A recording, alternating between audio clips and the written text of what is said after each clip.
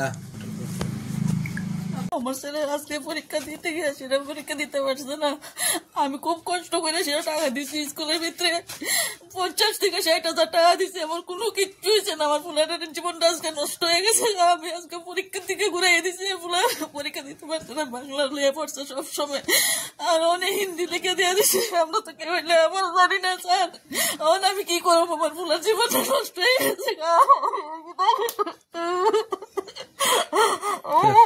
ছেলের পরীক্ষা গেছে, বাংলা পরীক্ষা হওয়ার কথা, এখানে হয়েছে হিন্দি পরীক্ষা। তো 1 মিনিট আমি আনছি ঠিকই, 1 মিনিটের আমি লক্ষ্য করতে পারছি না, প্লাস আমি বুঝি না জিনিসটি। আমি ছেলেরা দিচ্ছি না জিনিসটা, কোন কোন জিনিস দিকে আমি আর সামনে রাখছি। পরীক্ষার দিন শুধু আমি বাইর করেছি, এও লক্ষ্য টক্ষ্য করছে না। মানে টিচাররা কি করতে আমি জানি না। এখন আপনি কি চান এই বিষয়ে? এই বিষয়ে আমার তো ছেলে একটা বছর পিছিয়ে যাবো, একটা ওখানে যেমনি ইয়ে করার দরকার, পরীক্ষা দিতে আর কি। আপনাদের স্কুলের একজন ছাত্র আজ পরীক্ষা দিতে পারলো না, সেই বিষয়ে কি বলবেন? আচ্ছা, ব্যাপারটা আমি অনেক দেরিতে যখন ওর মা বাবা এসেছিলেন তখন আমি জানতে পেরেছি যে ও আজকে পরীক্ষাটা মিস করেছে। তা ওইখানে অ্যাডমিট কার্ডে লেখা ওর হিন্দি, কিন্তু ছাত্রটা বলছে যে ওর বেঙ্গলি। তো সেই অনুযায়ী সে আজকে বাংলা পরীক্ষা মনে করে সে স্কুলে গিয়েছে, অথচ বাংলা পরীক্ষা আজকে ডেটে লিখাইনি। আজকের পরীক্ষা হিন্দি পরীক্ষা। তো যথারীতি ও স্কুলে কারোর সঙ্গে যোগাযোগ করেনি। আমাদের স্কুলের ইনভিজিলেটর ছিলেন 4 জন, তো ও কারোর সঙ্গে যোগাযোগ করেনি। ইভেন ওখানে যে অফিসিয়ালস আছে যারা এক্সাম কন্ডাক্ট করেন তাদের সঙ্গে কোনো যোগাযোগ করেনি। বাইরে থেকে রুমেও এন্ট্রি নেয়নি, এক্সাম রুমে বাইরে থেকে নাকি ও বাড়িতে চলে এসছে।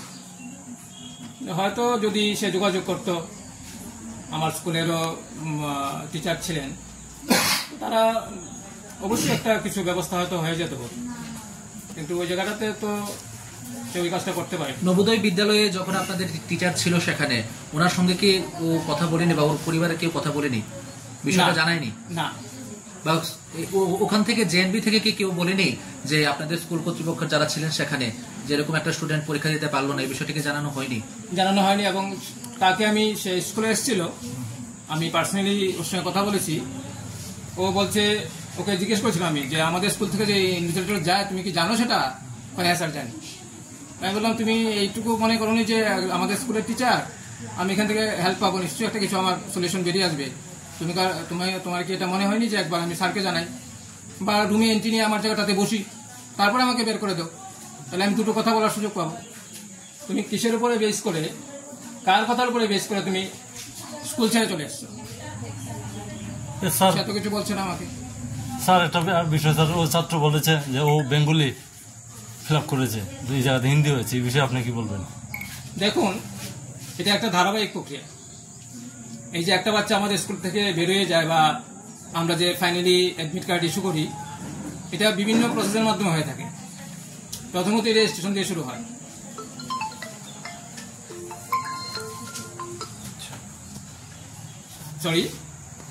প্রথমে রেজিস্ট্রেশন দিয়ে শুরু হয়। এখানে রেজিস্ট্রেশনের সময় আমরা প্যারেন্টসকে ডাকাই, স্টুডেন্ট থাকে, এখানে একটা ভেরিফিকেশন হয়। Secondly LOC, list of candidates, নাম আসে কারা কে কে এইবারের জন্য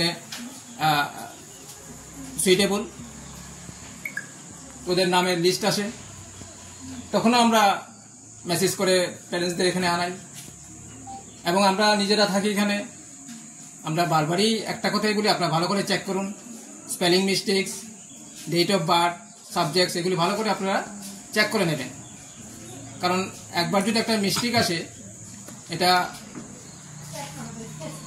কারেক্ট করা একটু ঝামেলা হয়ে যায়। তো এটার দিকে আমাদের এমনিতেই একটা বিশেষ লক্ষ্য থাকে।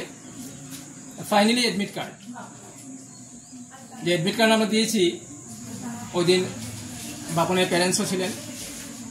আমরা বারবারই বলেছি যে আপনারা ভালো করে দেখুন, এই জায়গাতে সাইন করতে হবে, সাইন করুন, তারপরে আপনাদের দেওয়া হবে। স্যার স্কুল কর্তৃপক্ষের গাফিলতি হোক বা প্যারেন্টস না দেখার কারণেই হোক, তারা তো বলছে যে তারা এতটা বিষয় জানে না বা বুঝে না, পড়াশোনার এত তাদের শিক্ষা কলম যোগ্যতা নেই।